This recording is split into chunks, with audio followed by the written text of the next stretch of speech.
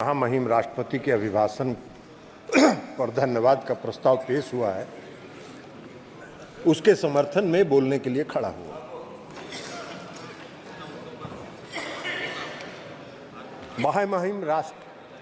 महामहिम राष्ट्रपति महोदया ने अपने अभिभाषण में पिछले 10 वर्षों में इस देश के आदरणीय प्रधानमंत्री नरेंद्र मोदी जी के नेतृत्व में जो काम किया है उसका दर्पण उस राष्ट्रपति के अभिभाषण में है। और अभी आने वाले बजट में जब अगले सत्र में इस देश के लिए बजट पेश होगा तो उस समय 5 वर्षों के कार्यक्रम के साथ परफॉर्म, रिफॉर्म और ट्रांसफॉर्म का पूरा संकलन और पूरा उसका विस्तृत ब्यौरा पेश किया जाएगा। महोदय, प्रधानमंत्री जी ने तीसरा कार्यकाल पूरा किया, तीसरा कार्यकाल उनका प्रारंभ हुआ और इस देश की जनता ने तीसरे कार्यकाल के लिए उनको मत दिया, वोट दिया और पूर्ण समर्थन के साथ सरकार बनाने का बहुमत दिया। लेकिन पूरे चुनाव के दौरान क्या प्रचार हो रहा था? पूरे चुनाव के दौरान जो अभियान देखिएगा और जो खास करके विरोधी दल के नेता का आज जो भाषण था और उनके चुनाव प्रचार का जो भाषण था, अगर दोनों को मिला के देखिएगा तो लगेगा कि वही आज भी राष्ट्रपति के अभिभाषण पर नहीं, चुनाव के प्रचार में, पब्लिक मीटिंग में भाषण दे रहे हैं। इस तरह के दुष्प्रचार, संवैधानिक संस्थाओं पर हमला, आज भी संवैधानिक संस्थाओं पर हमला कर रहे थे, आज भी लोकसभा के अध्यक्ष की संस्था पर हमला कर रहे थे और उस समय भी संवैधानिक संस्थाओं पर उन्होंने हमला किया। लेकिन जनता ने रिजेक्ट कर दिया, जनता ने उसको रिजेक्ट कर दिया। जनता ने जो मोदी जी का सबका साथ, सबका विश्वास और सबके विकास का जो मूल मंत्र था उसको स्वीकार किया और पूर्ण बहुमत की सरकार बनाने का जनादेश दिया। लेकिन क्या कीजिएगा, आज भी वो बोल रहे थे। अब आपको हम एक बात बताना चाहते हैं कि देश की जनता ने जो तीसरे कार्यकाल के लिए मोदी जी को जो समर्थन दिया है उसका स्पष्ट संदेश है कि भ्रष्टाचार पर जो आपने हमला किया है उसको जारी रखिए और इस देश से भ्रष्टाचारियों को समाप्त करने का काम करिए। इसके लिए इस देश की जनता ने दिया है। अर्थव्यवस्था में सुधार के जो कार्यक्रम आपने चलाए हैं उस कार्यक्रम को चलाए रखिए और देश की अर्थव्यवस्था को दुरुस्त करिए। इसके लिए देश की जनता ने मोदी जी को तीसरे कार्यकाल के लिए अपना बहुमत दिया है। मोदी जी को गरीबों की सेवा करने के लिए जो उनके कार्यक्रम चलते रहे उस कार्यक्रम पर मुहर लगाया। देश की जनता ने इनको रिजेक्ट किया, इनको अस्वीकार किया। इसलिए मोदी जी को जो तीसरा कार्यकाल मिला है वो विकसित राष्ट्र बनाने का जो मोदी जी का संकल्प है उस पर आगे बढ़ने के लिए देश की जनता ने मोदी जी को तीसरे कार्यकाल के लिए अपना मुहर लगाना और अपनी स्वीकृति दी है। लेकिन सभापति महोदय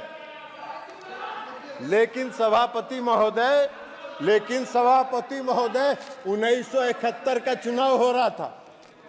1971 में इस देश में एक चुनाव हुआ था और उस देश में कांग्रेस पार्टी का नारा था गरीबी हटाओ,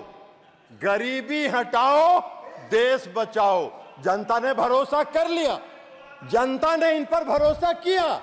1971 में इनको पूर्ण बहुमत से सरकार दिया।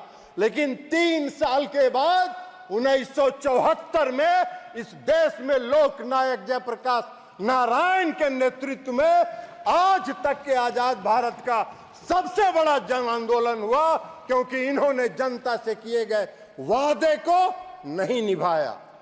और जब इनको लगा 1974 में जन आंदोलन जब चरम पर पहुंचा और सुप्रीम कोर्ट ने जब रायबरेली से श्रीमती इंदिरा गांधी के चुनाव को अवैध घोषित कर दिया तो रातों रात देश में इमरजेंसी लागू हो गया, हम सब उठा के जेल में बंद कर दिए गए। मुझको याद है, मैंने देखा है, आपातकाल लागू हुआ। आपातकाल लागू होने के बाद क्या हुआ? सारे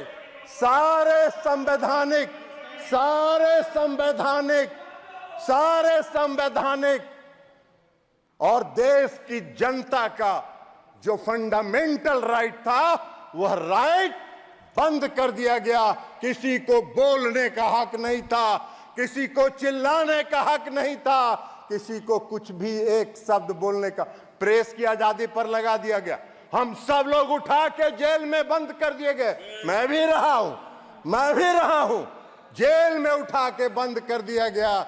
और सभापति महोदय आज जब आ रहे थे, जब इस सदन का जब पहला दिन का सत्र था, तो संविधान का किताब लेके कांग्रेस पार्टी के लोग आ रहे थे। आज भी नेता विपक्ष बोल रहे थे संविधान की जय हो।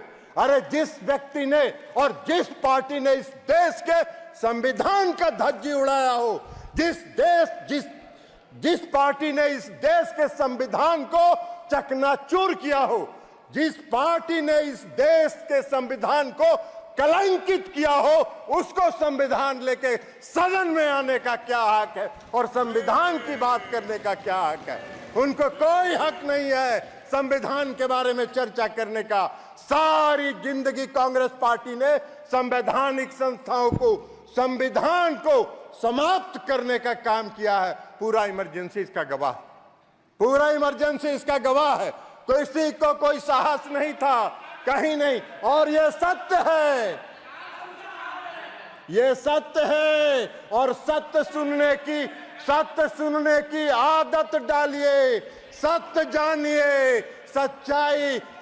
ये देश का इतिहास जब भी लिखा जाएगा, इस देश का इतिहास जब लिखा जाएगा, तो आपातकाल कलंकित करने का वाला काला अध्याय के रूप में संविधान में लिखा जाएगा। ये बात है। आप बहुत चर्चा कर रहे थे, बहुत चर्चा कर। आप मत बोलिए ना, आप भी, आपका पार्टी का नेता भी वही थी, इमरजेंसी के समर्थन में थी।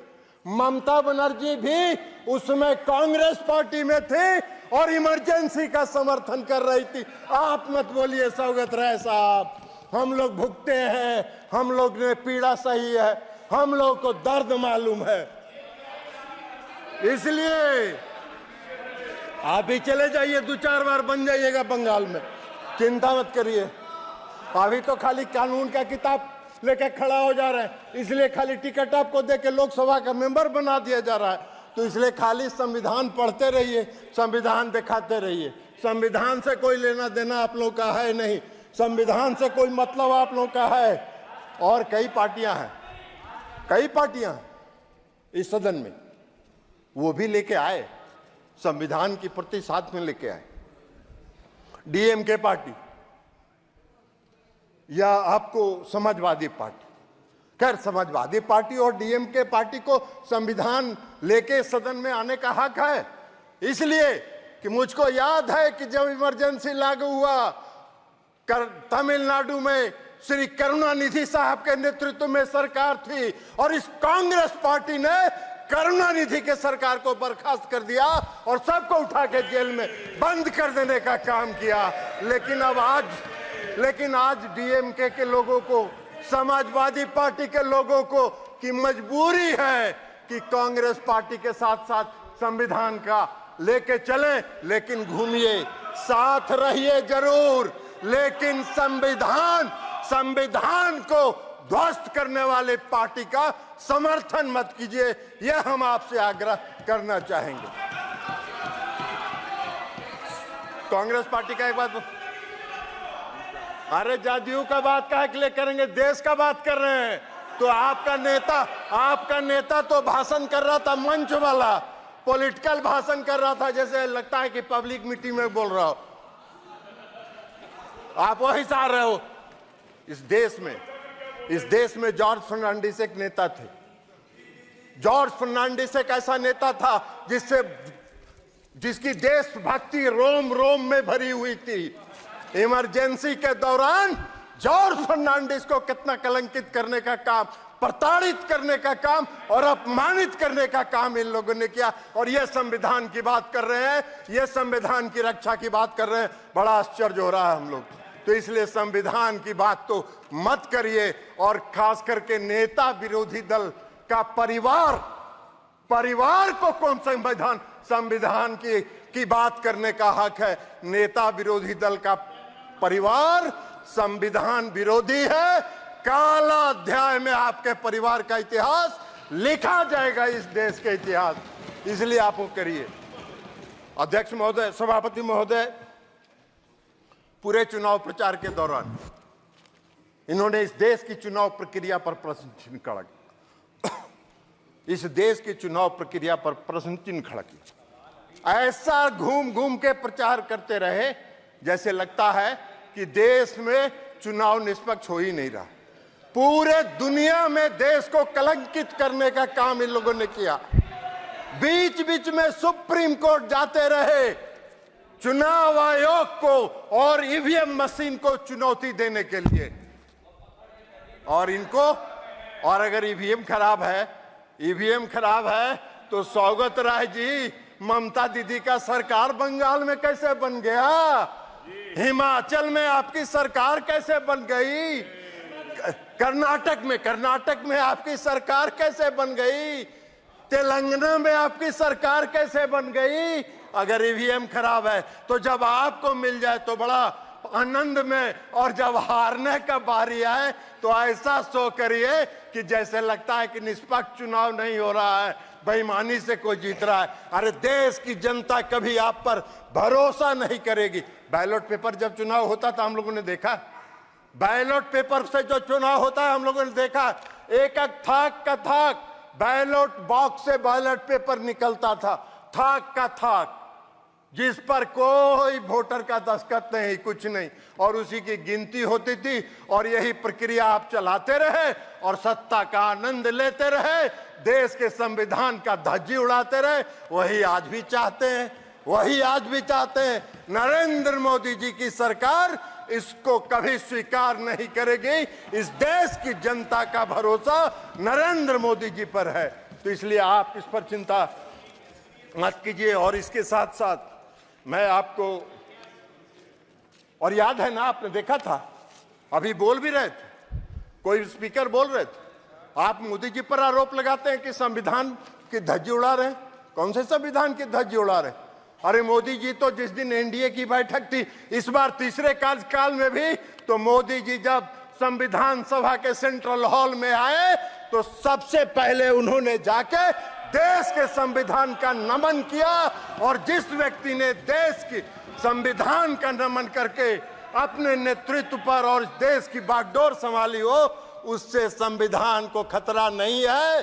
संविधान को खतरा है तो आपसे है, कांग्रेस पार्टी के से है। और कांग्रेस पार्टी संविधान विरोधी रही है और रहेगी। प्रधानमंत्री जी ने कई योजनाएं चलाई, पीएम किसान निधि योजना, और जो आज विकास का दर है, ये दर आज हम 5वें नंबर पर थे, हम अर्थव्यवस्था में 11वें नंबर पर थे, और हम 10 वर्ष में 5वें नंबर पर आ गए। और मोदी जी का लक्ष्य है, मोदी जी का संकल्प है, आदरणीय प्रधानमंत्री मोदी जी ने घोषणा किया है कि 5 वर्षों में सब दिए थे। अरे सब बता रहे हैं, आपको बता दिए हैं। आपका वही चरित्र है। अभी उनके साथ घूमिए, नेताजी की आत्मा ऊपर से रो रही होगी। अरे नेताजी की आत्मा रो रही होगी। 11वें स्थान पर था, आज अर्थव्यवस्था 5वें स्थान पर है। और मोदी जी का संकल्प है कि 5 वर्षों में तीसरे स्थान पर पहुंचाएंगे। अकेले भारत का जो योगदान है इस दुनिया के विकास दर में, वह 15% है। यह मोदी जी की सरकार की उपलब्धि है, आपके सरकार की उपलब्धि नहीं है। इसके अलावा आज आज यहाँ प्रहलाद जोशी जी बैठे हैं, रिन्यूएबल एनर्जी देख रहे हैं। ये रिन्यूएबल एनर्जी आने वाले समय में इस देश में अगर ऊर्जा पर और बिजली के लिए अगर आत्मनिर्भर होना होगा तो रिन्यूएबल एनर्जी पर ही, वही एकमात्र स्रोत है जिस पर आपको आत्मनिर्भर होना होगा।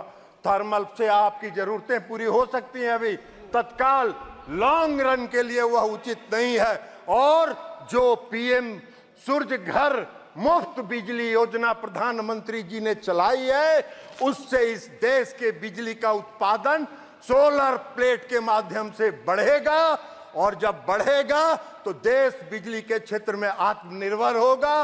और थर्मल पावर, थर्मल से आपकी जो उसके ऊपर जो आपका है, हाँ, उसके ऊपर जो आपका डिपेंडेंस है वो डिपेंडेंस घटेगा और आप अपने घरों में बिजली उत्पादन करके बिजली को आगे बढ़ा सकते हैं। पीएम किसान सम्मान निधि, प्रधानमंत्री मोदी जी का जो गरीबों के प्रति संकल्प है, 80,000 करोड़ लोगों, 80 करोड़ लोगों को तो मुफ्त अनाज दे ही रहे हैं। पीएम किसान सम्मान निधि भी आज जो उन्होंने दिया है, लगभग 20,000 करोड़ रुपए से ज्यादा उन्होंने किसानों को दिया है। और इस कार्यकाल की शुरुआत के साथ भी प्रधानमंत्री जी ने 20,000 करोड़ रुपया जारी करके लोगों को घरों तक, लोगों को पीएम किसान सम्मान निधि पहुंचाने का काम किया है। पहला फैसला मोदी जी की सरकार ने किया कि 3 करोड़ लोगों को घरों का निर्माण कराया जाएगा। ये बहुत बड़ा निर्णय है, ये संकल्प शक्ति का प्रतीक है। और मोदी जी ने जो इस देश की जनता को जो वादा किया है, उस वादा को पूरा करने के प्रति उनका जो संकल्प है, उस संकल्प को दृढ़ शिक्षा शक्ति को दर्शाता है। और इसलिए हम महामहिम राष्ट्रपति के अभिभाषण का समर्थन करते हैं और कांग्रेस पार्टी को संविधान विरोधी घोषित करते हैं। इनको याद है 1984 में जो यहाँ दंगा हुआ था, दिल्ली में दंगा हुआ था, हजारों की संख्या में कांग्रेसियों ने सड़क पर घूम के सिखों की हत्या करने का काम किया था। और ये लोकतंत्र की बात करते हैं, ये संविधान की बात करते हैं। इनको कोई हक नहीं है। बहुत बहुत धन्यवाद। Thank you. Honourable member Arvind Shant, please take the floor.